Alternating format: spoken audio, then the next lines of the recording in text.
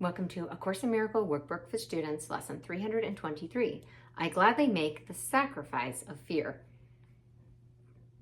Here is the only sacrifice you ask of your beloved Son. You ask him to give up all suffering, all sense of loss and sadness, all anxiety and doubt, and freely let your love come streaming in to his awareness, healing him of pain and giving him your own eternal joy.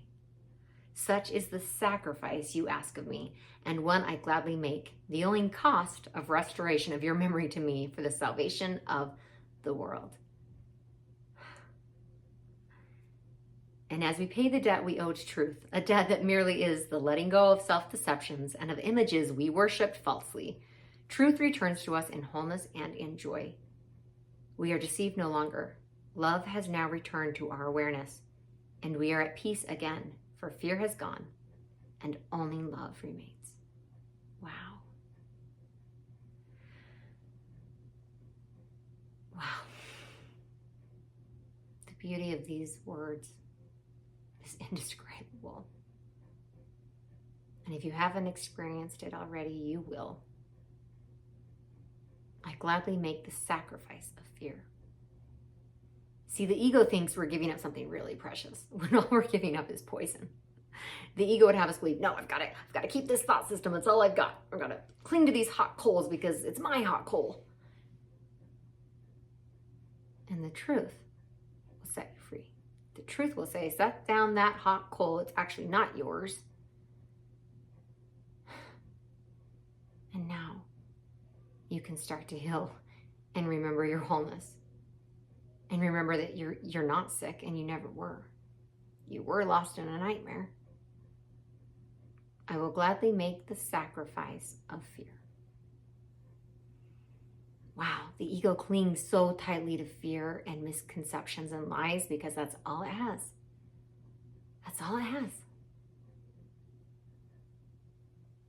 And the ego will say, well, it's better than nothing. It's not. Because the ego is nothing. It only exists in perception. It is not real. It is not the truth.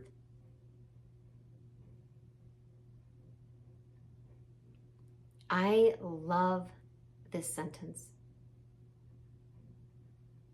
Here is the only sacrifice you ask of your beloved Son. You ask him to give up all suffering, all sense of loss and sadness, all anxiety and doubt, and freely let your love come streaming into his awareness, healing him of pain and giving him your own eternal joy. It makes so much sense that that is what a loving God would grant you.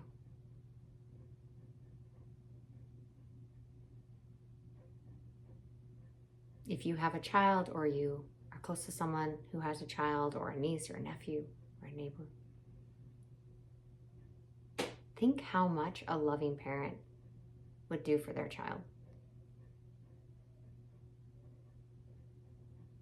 And God loves you like that and more. And it is the ego that tells you to be ashamed and to hide behind your guilt.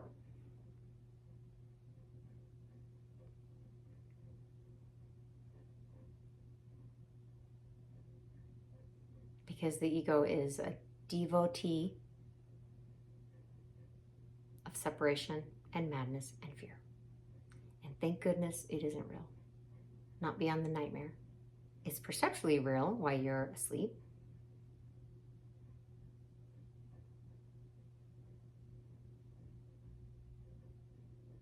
And still lost in fear. But wow, when you wake up from it and you look back, you will know with total and full certainty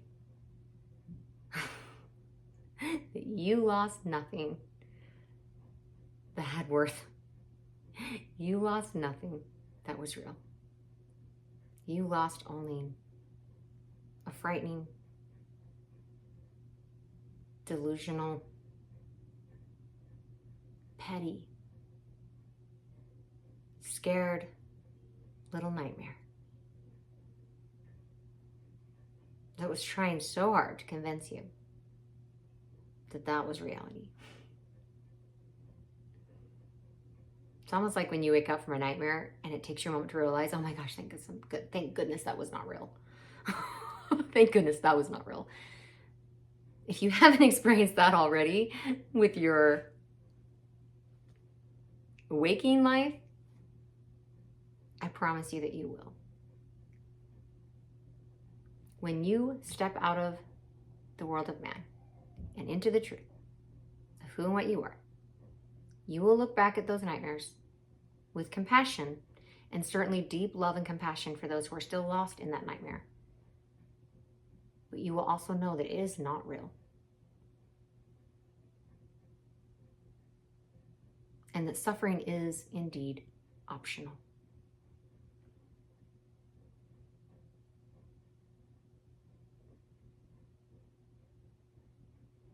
Thank you for joining me today, and I will see you tomorrow for lesson 324.